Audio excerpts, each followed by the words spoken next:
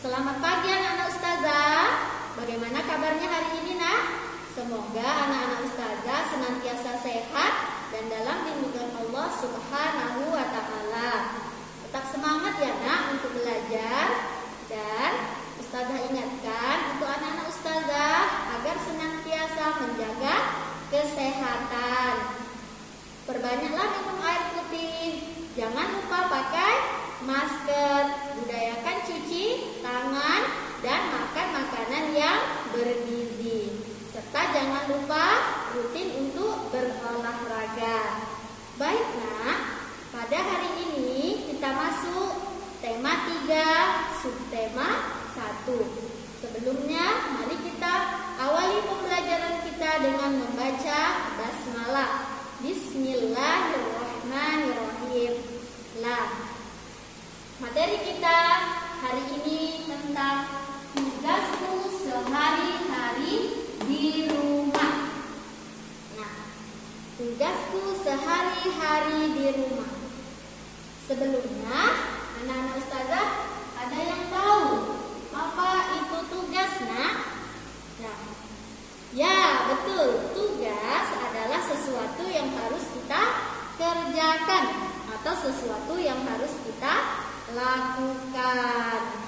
Jadi, maksudnya adalah tugasku sehari-hari di rumah adalah sesuatu yang harus kita kerjakan di rumah. Anak-anak ustazah pastinya ketika di rumah memiliki tugas masing-masing, bukan? Seperti halnya ketika di sekolah, apa tugas anak-anak ustazah? Ya, tugasnya adalah belajar. Ketika di rumah, kita juga pastinya memiliki tugas masing-masing. Sebelumnya nak, di rumah pasti kita memiliki keluarga. Ada siapa saja di keluarga kita? Pastinya ada ayah, ibu, kakak, adik, ada abang, kemudian kadang ada nenek dan juga kakek. Mereka masing-masing tentunya memiliki tugas sendiri-sendiri. Tugas kita di rumah haruslah kita lakukan, haruslah kita laksanakan dengan baik dan tertib. Contohnya, tugas ibu. Tugas ibu adalah menyiapkan sarapan. Kemudian tugas ayah adalah membersihkan kebun dan pekarangan rumah. Tugas adik adalah membereskan mainan. Tugas kakak adalah membantu ibu di dapur. Kemudian nak, tugas-tugas tersebut harus kita lakukan secara bertanggung jawab. Jika anak-anak ustazah pagi-pagi bangun tidur, ayo siapa yang membereskan kamar tidurnya? Alhamdulillah jika anak-anak ustazah sendiri yang sudah terbiasa membereskan kamar tidur kalian masing-masing. Jangan sampai ibu kita yang membersihkan atau membereskan kamar tidur Ananda ya. Harus kalian sendiri yang terbiasa membereskannya. Kemudian ketika kalian bermain ataupun belajar, biasakan membereskan atau merapikan mainan atau buku-bukunya, karena itu adalah bentuk tanggung jawab kita ketika kita di rumah. Lalu ada pertanyaan, jika kalian melihat ibu kita sedang sibuk di dapur menyiapkan makanan, apa yang kalian lakukan? Ya, tentunya adalah membantunya. Bisa dilakukan dengan membantu mencuci piring, atau merapikan dapur, atau membantunya memotong sayuran. Jika kalian melihat ayah sedang sibuk merapikan kebun, apa yang kalian lakukan? Apakah hanya melihatnya saja? Tentu tidak. Kalian harus membantunya. Bisa membantu dengan mencabut rumput yang mulai panjang atau membantu membersihkan area kebun yang lain. Ialah tugas kita di rumah. Jadi ketika kalian sudah mengetahui tugas kalian di rumah masing-masing, tugas kalian adalah bertanggung jawab untuk mengerjakannya dengan hati yang ikhlas, ya nak ya. Anak-anak ustazah yang soleh dan solehah, sekarang kita berhitung. Perhatikan ke depan ya nak ya. Kita akan mencoba mengalihkan 3 bilangan. Jika pekan lalu anak-anak ustazah sudah bisa mengalihkan 2 bilangan, maka kali ini kita akan mengalihkan 3 bilangan ya nak ya. Lah, contoh di sini contohnya ada 8 dikali 1 dikali 3. Ada berapa jumlah bilangannya nak? Ada 3. Bilangan yang pertama adalah 8. Bilangan yang kedua berapa nak? Bilangan yang kedua adalah 1. Dan bilangan yang ketiga adalah 3. Bagaimana cara menyelesaikannya? Pertama kita kalikan terlebih dahulu bilangan pertama dan kedua. 8 dikali 1. Kita masuk ke dalam kurung ya nak ya, biar mudah. Nah, kita selesaikan dahulu perkalian bilangan pertama dan kedua. Ini kita tulis kali 3 juga ya nak ya. Nah, 8 dikali 1. Ayo anak ustazah, ada yang tahu berapa hasilnya? Hasilnya adalah bilangan itu sendiri, yaitu 8. Kemarin sudah ustazah jelaskan, bilangan berapapun jika dikalikan dengan 1, maka hasilnya adalah bilangan itu sendiri. Lah, langkah selanjutnya adalah hasil dari bilangan pertama dan kedua kita kalikan dengan bilangan yang ketiga. Nah, berarti kita kalikan dengan 3 ya nak ya. Kita buat sama dengan 8 dikali 3. Anak-anak ustazah ada yang tahu berapa hasilnya nak? Oke, kita buat jalannya dulu boleh ya nak ya. Berarti angka 3-nya ada berapa nak? Ada 8 kali. Kita buat ya nak ya. 3 dikali 3 dikali 3. Ada berapa nak? 1, 2, 3, 4, 5, 6, 7. Dan kurang 1. 3-nya ada 8 kali. Kita tambahkan saja nak. 3 ditambah 3 hasilnya 6. Kemudian 6 ditambah 3 hasilnya 9. 9 kita tambah dengan 3 hasilnya 12. 12 ditambah 3 hasilnya 15.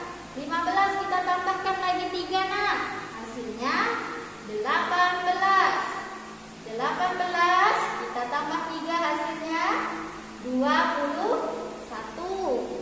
21 ditambah 3 hasilnya 24. Ini jalannya ya nak ya. Artinya 8 kali 3, 3-nya ada 8 kali. Jadi 8 dikali 3 hasilnya 24. Anak-anak ustazah, jadi perkalian 3 bilangan, langkah pertama adalah kita kalikan bilangan pertama dengan bilangan kedua. Baru hasilnya kita kalikan dengan bilangan ketiga. Dapatlah hasilnya yaitu 24. Kemudian dalam perkalian ini nak juga berlaku sifat pertukaran tempat. Maksudnya adalah nih, sudah ada rumusnya ya. A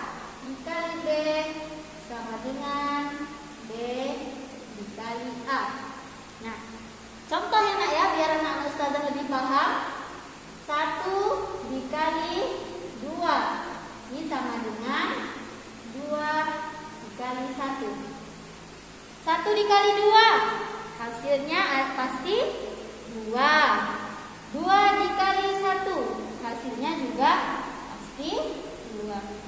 Jadi mau kita tukar tempat, apakah 2 di awal baru 1, itu sama saja hasilnya.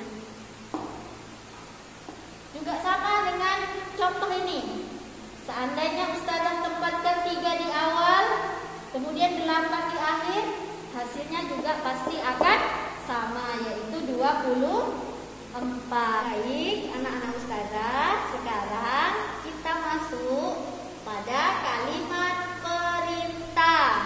Tentu anak-anak Ustazah sudah pernah diperintah atau memerintah. Nah, apakah itu kalimat perintah, nak? Ada yang tahu? Kalimat perintah adalah kalimat yang digunakan ketika kita ingin memerintah kepada teman atau orang lain. Maka digunakan kalimat perintah. Pada kalimat perintah ini, nah, ada beberapa hal yang harus kita perhatikan. Yang pertama adalah kalimat perintah diakhiri dengan tanda baca seru.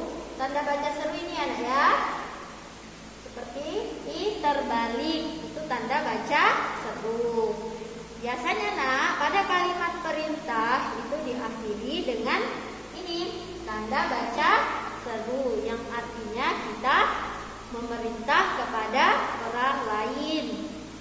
Dan yang kedua, menggunakan akhiran lah atau kan. Misal, ambilkan.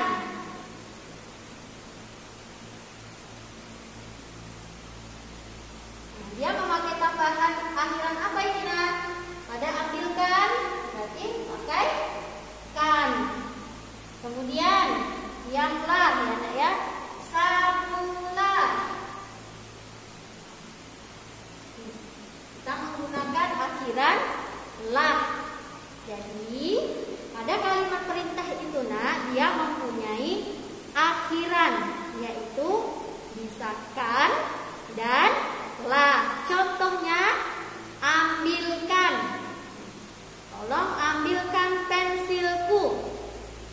Sapulah kelas supaya bersih. Nah, itu berarti merupakan kalimat perintah.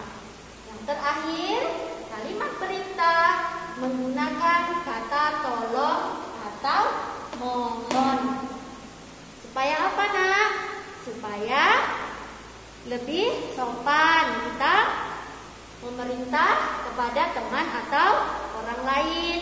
Maka harus menggunakan kata tolong atau mohon. Contohnya, tolong ambilkan buku itu. Nah, tolong sapu kelas. Nah, maka sebaiknya anak-anak ustazah yang soleh dan soleha, ketika kita ingin memerintah, gunakanlah kata tolong atau mohon. Supaya apa? Karena supaya lebih sopan ya, nak ya, dan orang yang kita mintai pertolongan akan melaksanakannya atau mengerjakannya dengan senang hati. Demikianlah pembelajaran kita hari ini. Semoga bisa diterima dengan baik. Kita akhiri dengan bacaan hamdalah. Alhamdulillahirabbil alamin. Jangan lupa ditonton videonya ya, nak ya, dan dibaca materinya. Kemudian jangan lupa dikerjakan tugas dari ustazah. Syukran ya, nak. Wassalamualaikum warahmatullahi wabarakatuh.